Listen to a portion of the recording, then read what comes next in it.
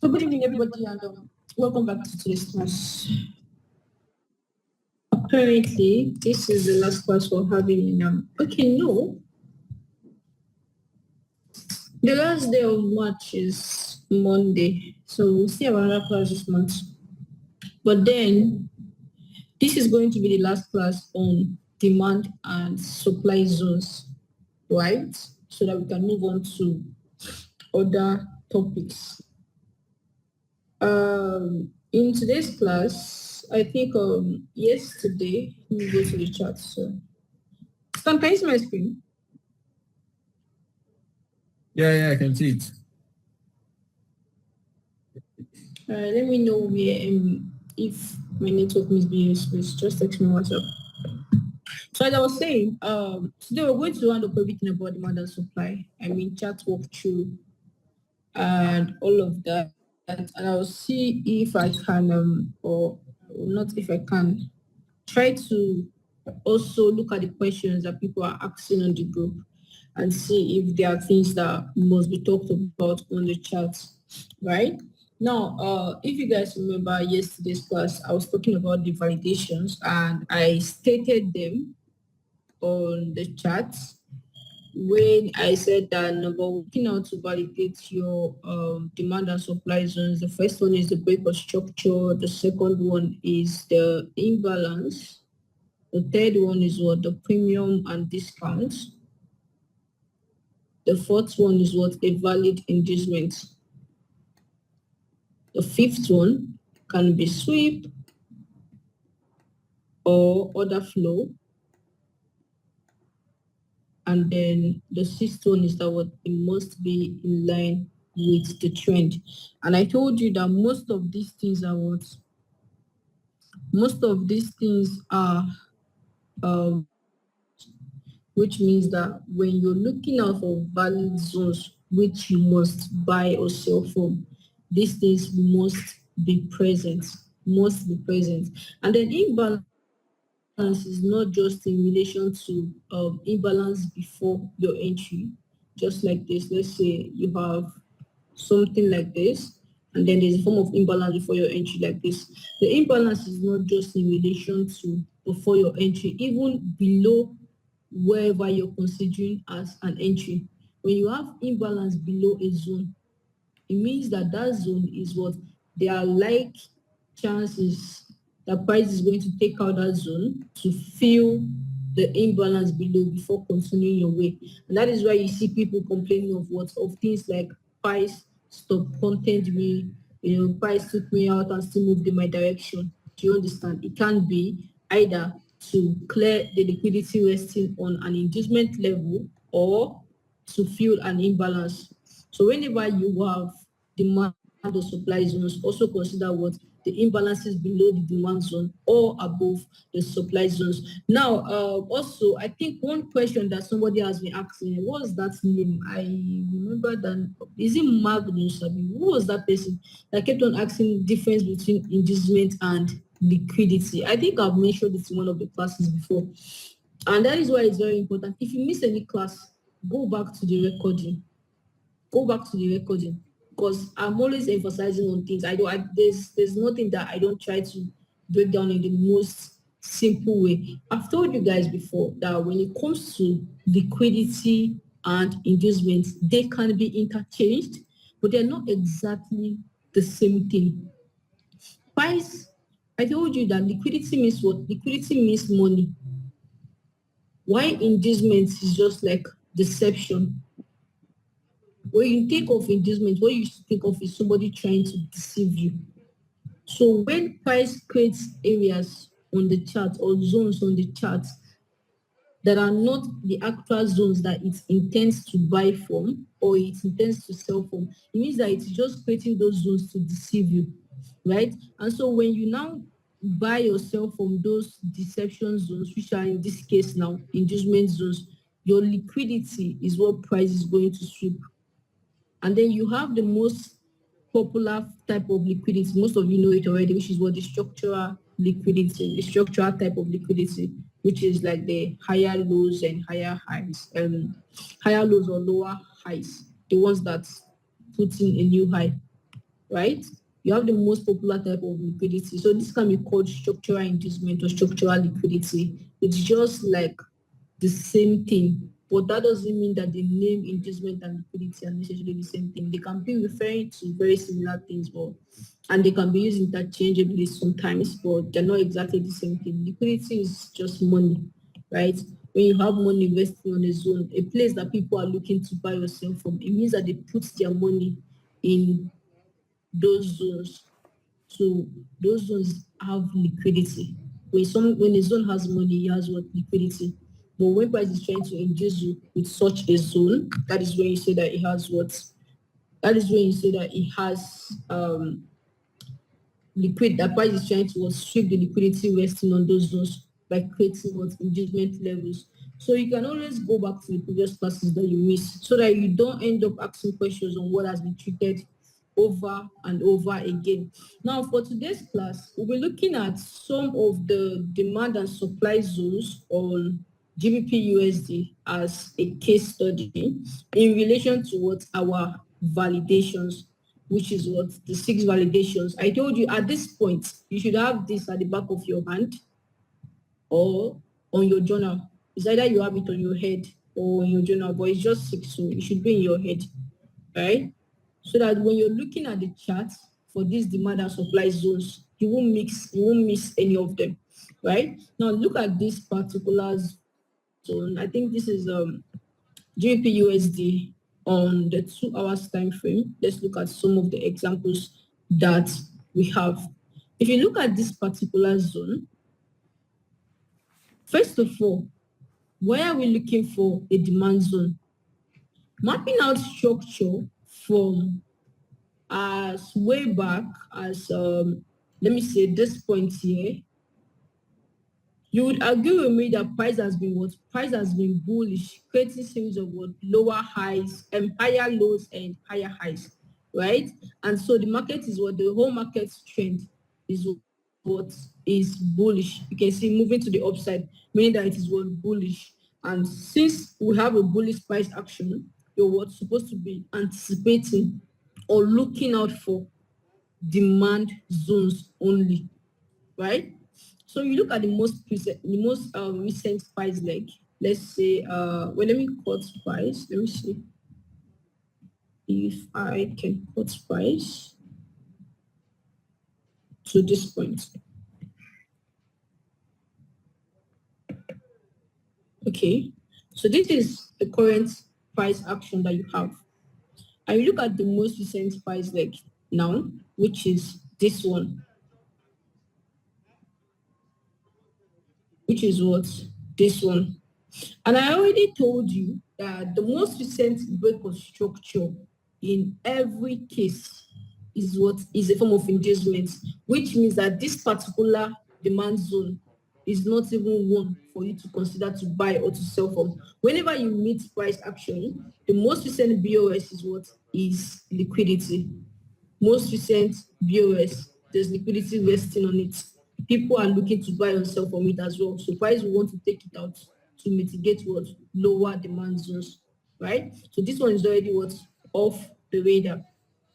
And then if you look at this particular one, we have an unmitigated demand at this point.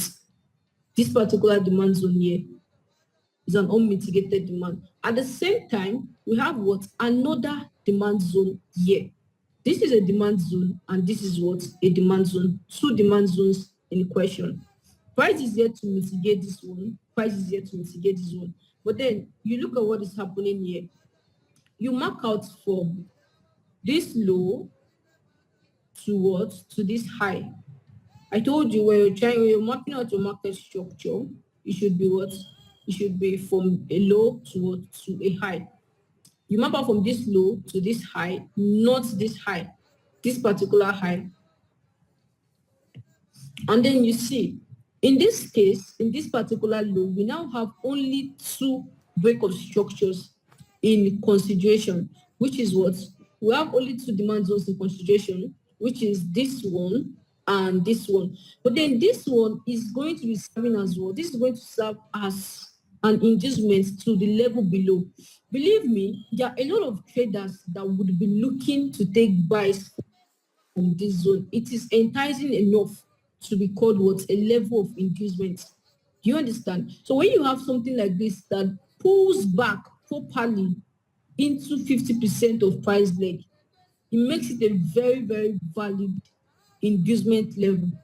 And in this case, that was what price created here, right? This was a higher low and then what a higher high. The next higher low, the next what higher high becomes what our form of inducement for this level below. And what happens? Price after creating that goes ahead to what? To break structure, creating what? Structural inducement. So here we have what? In line with the trend, yes, because the trend is what? Bullish. Mapping out 50% premium and discount. You can see that both the inducement and the demand zone in question are what? Are in 50% of the price leg in consideration. And checking out for imbalance already, you can see that even the inducement has what form of imbalance that price should what come and feel. Coming to feel this, takes it out and what mitigates and continues. And then what else again? Break of structure, a broke structure. Sweep of liquidity, not necessarily, but on the lower time frame, there was a mitigation to this overlapping demand zone. Yeah, this particular type of demand and supply zone here, right? So this has met like 5 proper criteria, right, out of the 6 considerations. And then playing price, you would see what price did from here.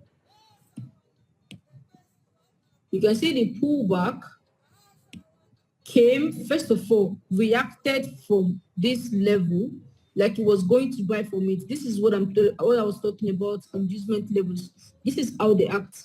What does price do? Price comes first of all to that level and starts buying so that people think that, oh, I'm already missing out, or the trade has missed my entry. Price is no longer coming for this demand zone, is already buying. And what happens? People start what? Stacking money. People start putting their money in the market. It starts pumping onto what? It now takes them out. After inducing them with a level like this, it now takes them out and sweeps what? The liquidity resting on this level, mitigates this zone, and then what? A straight run to the upside.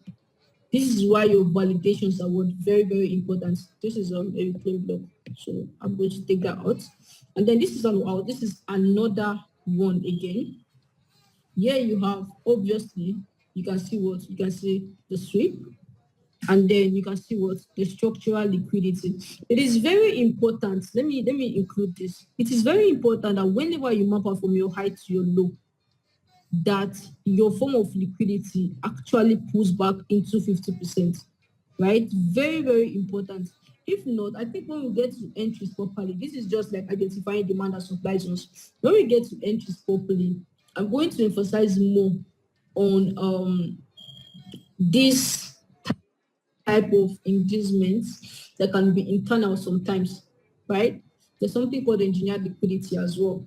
I think would have to buttress properly on those ones and chart examples, right? But for now, we're mapping out your demand and supply zones. Understand that what your level of inducement, whatever consideration you're considering as what your inducement should pull back into 50% of price leg before putting in what for considering it as a valid demand zone.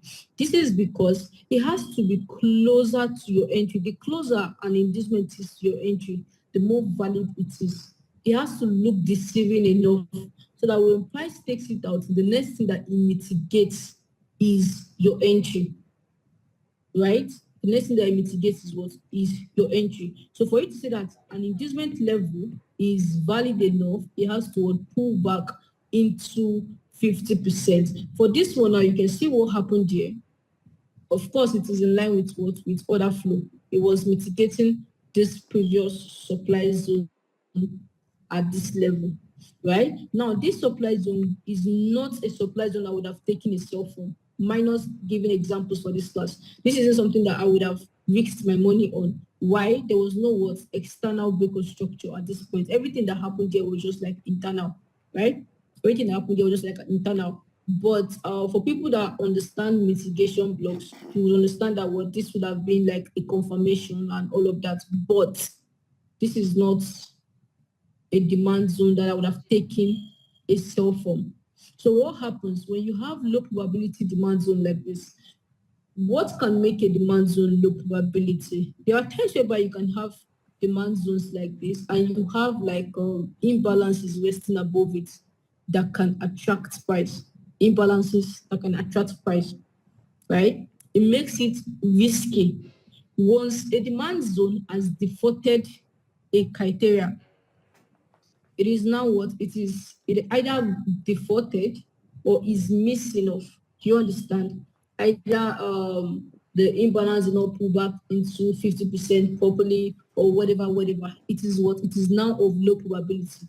The only thing you call a high probability demand and supply zone is a demand and supply zone that has met your 6 criteria for what validates a zone. So when you have the one that one is missing or one is skipping or two or whatever, right? It now becomes a low probability demand and supply zone. In that case, you just ignore and allow price to mitigate and create another one, right? It's more like you waiting for price to give another confirmation on that zone. I don't want to be using the words confirmations yet until we get to entries. But then what I'm trying to say is that when you have something like this is the one you're not buying from. So you allow price to what, mitigate it and create something that you can buy from, just like that, right? And if you look at what happened here, we had this particular supply zone. Now this zone created what sort of like equal low, relatively equal low liquidity, more like trend line. This is like relatively equal lows, right? And then what happened? Created this, came here, created this one, finally broke out, right? And then giving us what that internal type of inducement that I was talking about, right? And then what happened? You can see that there was an imbalance. There was what? An inducement. It was in 50% of year to year. What else again? It was the break of structure in line with the trend. Of course, price is bearish at this point, creating series of what? Lower highs and lower lows coming down just like that, and every other thing, right? So when you have demand and supply zones that you think are low probability because they didn't meet some or most of your criteria, what do? You just allow price to what? Create new ones with them, because sometimes this low probability demand and supply zones can be continuations for other flow. Let me show you. Price can move like this, like this.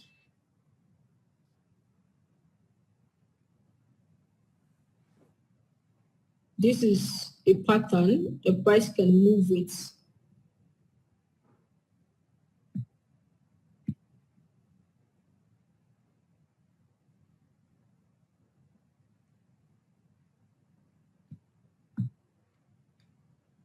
First of all, this is the first mitigation. This becomes the second mitigation. And this one, the third.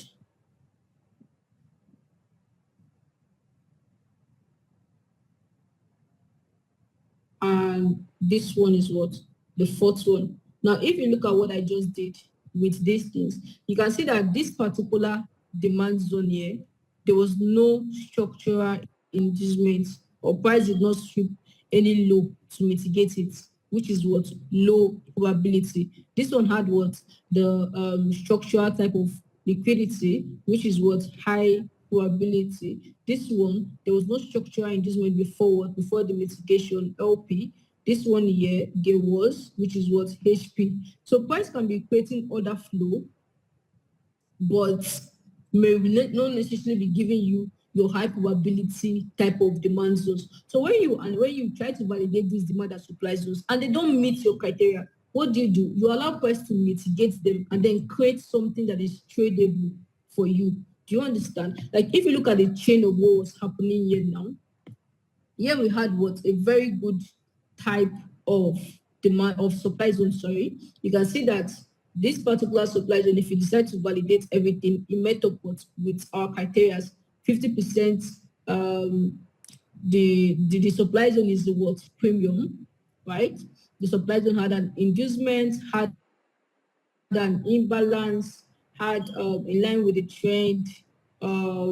What else again? Order flow, like everything was intact for this particular supply zone. But if you look at the next supply zone that was created from there, right, this one is no longer tradable, because if you should map out from this lower high to this what, to this lower low, you would realize that the inducement that was created, even if every other thing met criteria, of course, except the fact that there's what an imbalance above here, right? You would also see that another red flag for this supply zone here is that what this inducement did not pull back into 50%, right? So this is a supply zone that is not tradable. It did not meet all of the criteria. What do? You just allow price to get to it, to either sweep it or mitigate it. If price mitigates it, most likely it is now going to create what? A tradable demand zone for you. This is how you react to this order flow chains that price does, continuous mitigations of demand and supply zones. But these continuous mitigations may not necessarily always give you valid demand and supply zones, right? So when price mitigates and it doesn't create something that you think you can trade from, what do? You wait for the next mitigation to see if it's something that is tradable. You validate them one by one until you get what you're looking for. Now you can see that after the mitigation of this particular demand zone, what happened? Price went ahead to what? To break structure.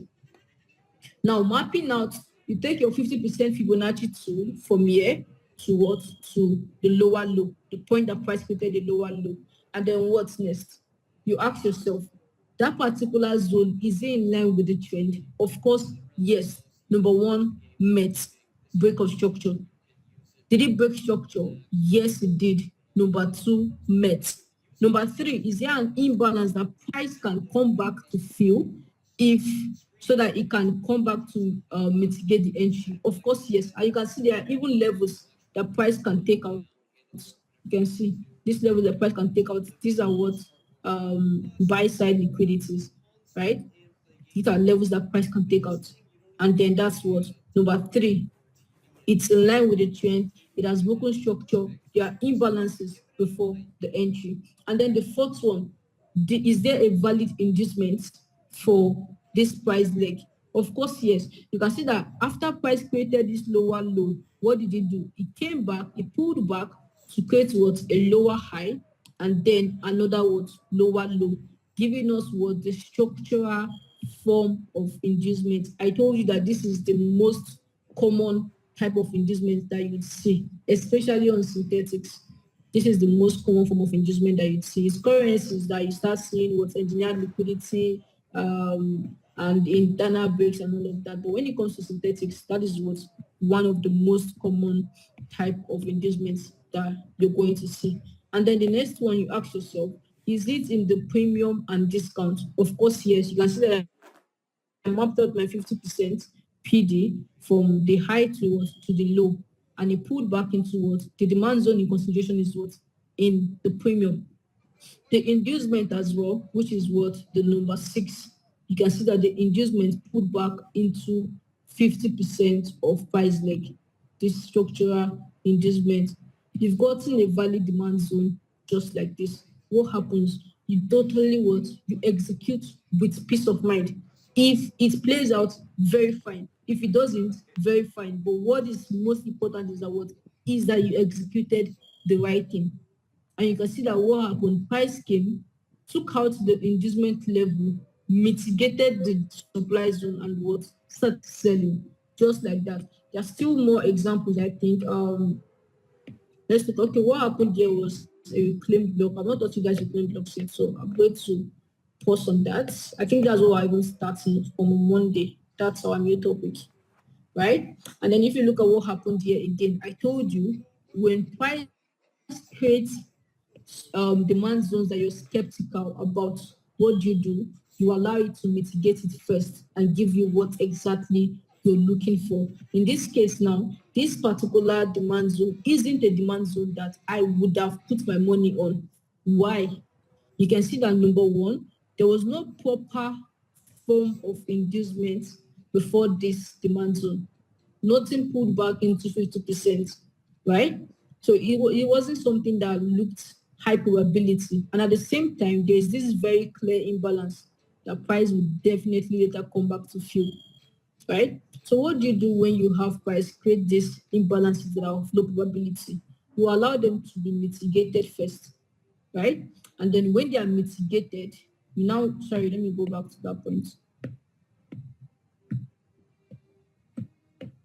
What you do when price creates these demand zones that are of low probability, you allow them to be mitigated first and try to see if they are eventually able to hold what to hold price, and then you use the demand zones that were created in respect to order flow on them.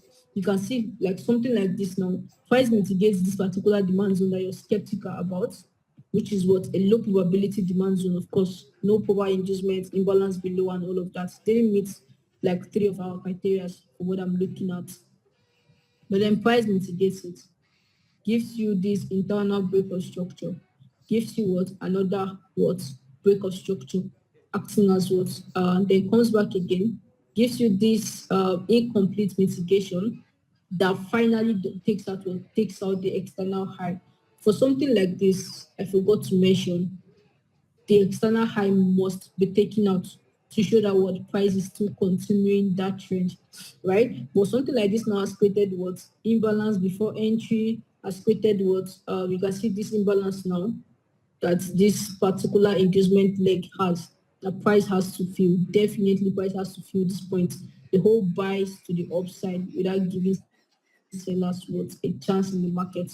That is an example of what imbalance. And I told you that imbalances are what price magnets. They attract price to themselves. So having them before your entry is what a plus. Break of structure in line with the trend. Of course, the whole trend is what bullish at this point. Series of higher highs and higher lows. Every of your criteria is met. What happens? Price comes, mitigates, and what buys to the upside. Just like that. Low probability zones creating what high probability zones. Instead of just gambling and trying to buy on these ones, you just wait to see what they create instead, right? And then let me see if I still do have. I think I have yeah, something here as well. This is another example of a demand zone. There's something I have in order flow chain. Yes. So this is what I was trying to illustrate to you. Let's see from the very first low, we had price. This is the first mitigation here that now created what? This mitigation here created, this is a demand zone that price mitigated, tapped on this, and then what happened? Puts in a new high, higher low, higher high.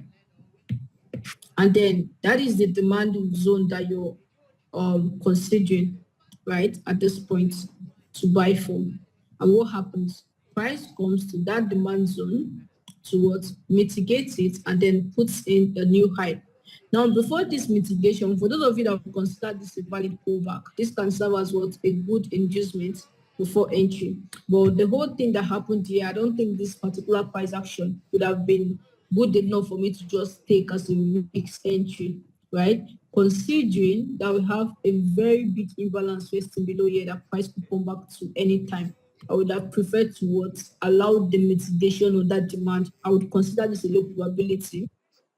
Allow price to mitigate that demand, and then I'll see what that demand creates for me, right? And in this case, now you can see what happened there. Price came, mitigated that demand, took out an external high, and then what happens? Gives you what? Another structural form of liquidity. Now, if you take out your 50% Fibonacci or your gambles to mark out from this higher low to this higher high, you would see that this particular demand zone has met all of your criteria of what the demand zone can be with. It is in line with order flow, right? It is in line with the trend. The broke structure, it has a valid inducement, has a clear imbalance before it. You can see the imbalance here, right? This whole thing happening here. a market was just buying without giving what sellers a chance in the market. That is what an imbalance here, right? Yeah, you have your imbalance, you have every single criteria met here. What happens? You automatically what? You automatically buy. And even after that happened, as price was buying to take out the new high, you can see that it kept on creating what? Series and series of demand zones, right? Continuously. Most of them will meet your criteria, most of them will not. You can see that this one definitely wouldn't have been what you would have taken a buy from. Maybe on 15 minutes you can validate it. When we get to entries, we talk about risk confirm candlestick confirmations and pattern confirmations. For now, let's just focus on demand and supply zones. But you can see that when you have a particular demand zone that does not meet your criteria and you're skeptical about it, it can create something that is what more tradable for you. Instead of risking money on it, you're just allowed to see what price does on that type of demand. If that demand can send price back up, right, then it can create something proper for you to trade from, which means that there's no excuse for you not to what, for you not to wait for a particular level where you want to buy or sell from to be properly formed before what, before you buy or sell from those levels. There's no excuse for every time that I'm very big on confirmations, especially on synthetics. Although on synthetics I usually do what candlestick confirmations. On currencies I do more of pattern confirmations.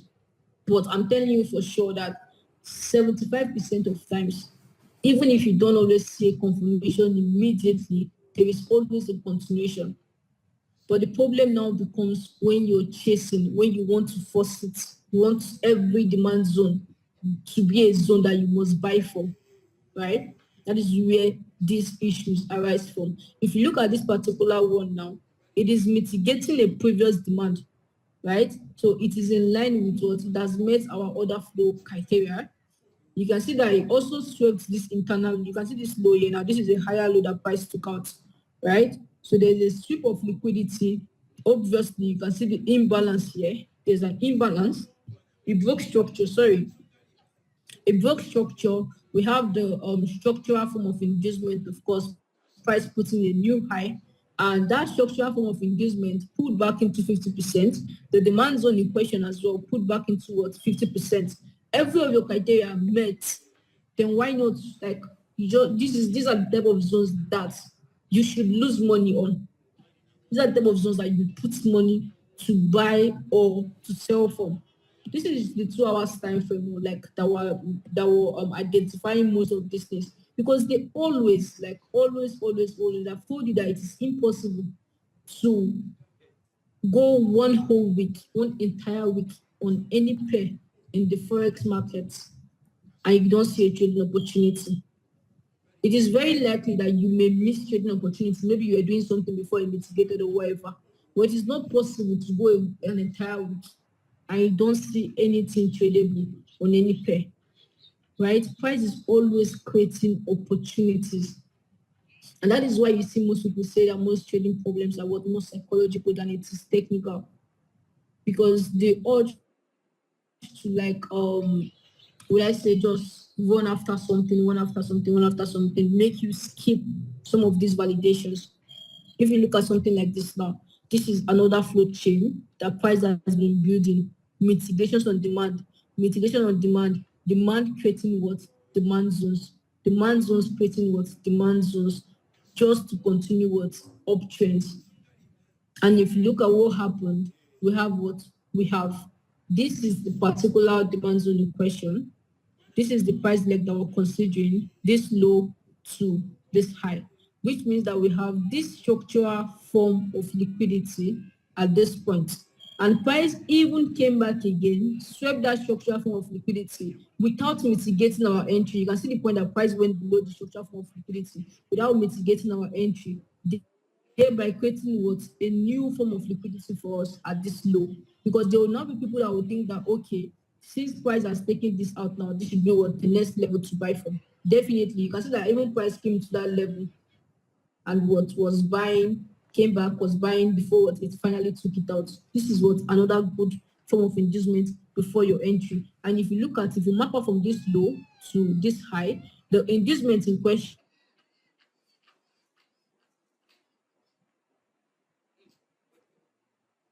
this one was included in 50%. This all of your criteria at every point, all of your criteria must be met, whether synthetics, whether forex currencies, whether cryptocurrencies as well. All of your criteria must be met at every point before you see that this is a demand zone that you should risk money on, right? Even that you should send as an assignment. All of your criteria must have been met. These criteria are very simple. They are all even related, right? So they're not things that you should compromise on. They're not things that you should be guessing. Oh, but you almost put back into 50%, sure. All of those things are not things that you should be allowing yourself try to think about when there's actual money involved in the conversation, right? I try to talk about losses a lot because I know for sure losses can destabilize you if, like, even if you know what you're doing. So the ones that are avoidable, avoid them. Let's it be that you did everything right and the market took you out. That is when you say that you took a loss. Not losing money by yourself, intentionally giving the market money, something that you can give people on the road and they will tell you thank you, right? So I want you guys to let me see if there are some questions that people are asking before I continue. Someone said on the group that okay, how to map out demand zones. I told you people, most of the demand zones that are being formed on the charts, this is how price creates demand zone most times. They are related to demand and supply zones, right? You'd notice that before that expansion, you probably have like a bullish candlestick, a bearish candlestick, sorry, in the case of an uptrend, and then a bullish candlestick just like this, right? That's a bullish engulfing. So when you're mapping out a demand zone, here's how you can do it. You just take out your horizontal box and then you map out from the small candle, the top of the smaller candle, which is going to be the bearish candle in an uptrend, or the bullish candle in a downtrend, right? Since it's bearish engulfing in a downtrend and bullish engulfing in an uptrend. So for the demand zone, you map out from the top of the bearish candle to the low of the lowest candle. Sometimes the bearish candle can be the lowest one. Sometimes the bullish candle can be the lowest one. In this case now, you can see that the bullish candle is what?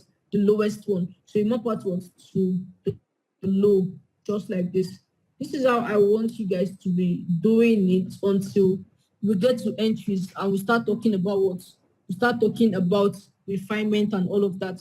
But for now, I want you guys to be using this. Somebody said, when identifying imbalance, does this strictly have to be a series of consecutive bullish and bearish candles without interruption? For example, if there's a single cell candle with a sequence of 4-5 bullish candles, could that be considered an imbalance? Yes. Even two candlesticks can form an imbalance. You see something like this now. This is how many candlesticks are here? I think just 3. Let's say what happened here, even just this candlestick alone, what happened in this particular price action here is what is an imbalance, right? When you have price buy without giving what sellers a chance, it can be 2 candlesticks, it can be 3 candlesticks, 4 candlesticks. It creates what an imbalance in the market. I told you the whole idea of the market on a normal day is for what buyers and sellers to have equal opportunities. That is the balance of the market. So when buyers are now moving more than sellers, it is creating what? An imbalance, an altercation to that balance, right? And then someone else says, can I explain more on structural inducement and normal inducements? I had a class on liquidity and inducement. You can go through that one. Somebody said, does inducement always have to be after the demand? And does the inducement always have to break structure? It does not always break structure. That is why I told you guys that structural inducement is not the only form of inducement. If you look at the assignments that your colleagues were sending to the group, right, sometimes you can also go through the questions that people are asking, go through the assignments that people are dropping, so that you also see other perspective on the chat. It is very important.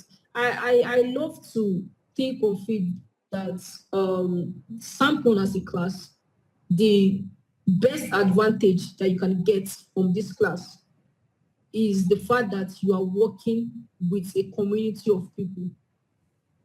That is one of the advantages that um, general classes have over private classes. You have other people to go with. Do you understand? So when you see people drop their assignments, you get to look at those charts and see what other people are seeing as well. You most of your let me say you drop your assignment now, your form of engagement majorly can be the structural engagement. But looking at somebody else's work, you would see what people marking out trend line liquidity, people marking out what equal lows, people marking out even the engineer, like people mapping out what different things. Structural liquidity and inducement, to answer your question, they're not the only forms of inducement.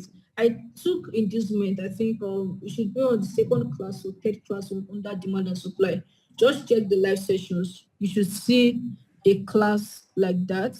Then somebody said, how true is this? Market often reverse to the opposite direction after grabbing liquidity. Why price often continue in the same direction of the previous trend after a sweep? So that is very, very true to a very good extent. Markets often reverse to the opposite direction after liquidity grab. You know that if you have, that's why I told you, let's say a price action like this. Now, this is an inducement. This is an inducement to this level A, right?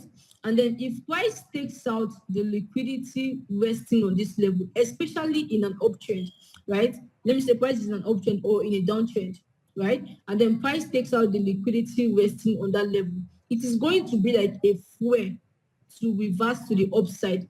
And that is the main reason why you want engagement levels to be below, above your entry in a demand, in an uptrend market, or below your entry in a downtrend market, right? So that when price takes it out and reverses, it takes your order as well for the reversal. So to a very large extent, the things you see people say when they say that price reverses to the opposite side after grabbing liquidity or in the same direction after sweep, most of the times it is true, right? Most of the times it is true. And then somebody said structural liquidity, structural inducement are so many on the chart. Is there a way to watch out for the things that makes it very much inducing? I don't understand that question properly, but yes, structural inducement are very common on the chart because that is how price moves. Price moves in question of what higher lows and higher highs as per uptrend. So it's always creating what structural lows in an uptrend and creating what structural highs in a downtrend, just like this. This is the pattern that the market moves. So definitely this is going to be the most common that it creates, since that is how it moves, right? Most of the equal lows and equal highs you see are being created in the ranging market structure. But how many times do you identify ranges? Usually doing slow market structures. So that is why you notice that you find more of structural inducements before your entry, right? But your only validation for an inducement should be it pulling back into 50% of your price leg, right? And then somebody said, can an inducement retracement also be a demand zone? This question was not properly worded, but I get what you mean. I'm going to, when we get to Monday's class, when we talk about price taking out inducement levels, right? Even that's when we introduce reclaim blocks and reclaim blocks as continuations, I'm going to answer that question properly. right? And then either structural liquidity or inducement can validate entry. Yes, any form of liquidity, valid liquidity, so long as it pulls back into 50%, whether structural or not, yes, it can validate your entry. And then somebody says when you have an imbalance below your entry, when you have an imbalance, please can you be typing proper English? Below it invalidates every demand zone. So I'm supposed to do if price. If you cannot type, please use voice notes, okay, so that I'll be able to read what you're saying. The person that asked that thing that I'm struggling to reach, try to talk about it. How do you identify a protected high or low? That is a very embarrassing question because I've taught you guys protected and targeted levels. Go back to the class on market structure and then come back and ask me, who is this person? I've screenshotted your name, Charlie Wheezy. I'm going to ask you by 12 a.m. today, I'll message you personally on Telegram and you tell me what protected highs and protected lows are. Because this question is very silly, considering the amount of time I spent explaining this thing on market structure. I don't expect you to ask this particular question. By 12 a.m., I'll ask you. So immediately this class ends, I want you to go back to the market structure class and tell me what protected highs and lows are. And then the last question I will take, somebody said, quick question on order flow. Is this area restricted to just order block mitigations, or we can apply the same ideas to FVGs? Can a valid zone be anchored to an FVG order flow? No. To be honest, I don't even trade FVGs. I don't trade imbalances. You know that people use imbalances as entries, fine, but that is not my own trading pattern. So I'm not considering other FVG order flow or the rest of it. When I talk about order flow, I'm talking about chain of demand mitigations. No, I don't have any business with FVGs. The only thing that made me mention FVGs, that made me mention imbalances in this class is just because I talked about them as what price magnets. That is the only reason why they were mentioned. You're not using FVG as entries. Nobody is teaching you that here, right? So that particular question, my answer is what? No. So I think somebody said, at what point will a confirmed change of character make you change your bias on the current GBP/USD 2-hour chart? At what point will a confirmed change of, okay, so this is the current chart, and then you said at what point will a confirmed change of character make you change your bias? Currently, price is bullish, right? For you to say that price is bearish is when price does what? For price to take out a protected low. In this case, this is what? This is a protected low here, right? And this is what? A protected high. So if price should fail this protected low and then go ahead to what? Give you another break of, like price takes out the protected low like this, they gives you what? Another break of structure after taking out the protected low. That is when you say that it is now what? It is now a confirmed change in trend. So until price takes out the protected level, no, it is not bearish here. This is very bullish now. Look at coming higher lows and higher highs, higher lows and higher highs. There's no reason to sell in this type of markets, right? And then somebody said, for the case of inducement, must it pass the 50% retracement to be valid? I've said this thing like 100 times. You will answer yourself. Yes, your inducement, the only validation you have for an inducement is that it crosses your 50% mark. I don't know if most of you are intentionally asking these things that I've said before, or I've said multiple times to piss me off or what, but I've said it that if you miss a class, go back to the recordings. This class is hardly exceed 2 hours, 1 hour, 30 minutes. I don't think it does. Merely above 1 hour. So it's something that you can always go back to, right? So this is going to be the end of the class. For the rest of the questions, I'll use voice notes to explain, so you can end the recording. By Monday, we're going to be entering a new topic entirely. So I don't want it to be that Monday's class, you're missing out from it, and then you come back to start asking questions that you couldn't hear in the recording, right? Be present for Monday's class, like actively present, not going back to watch recordings, but starting something very, very interesting, and will I say something very common now in this market structure, which are what the PDRAs. We're starting the hierarchy of PDRAs on Monday. Please, I want you guys to be in that class. For the weekend, today is Saturday, you have all of Sunday. You can still keep on validating these demand and supply zones, right? So by Monday 9 p.m., we'll meet again. Until then, see you guys. So have you enjoyed the question?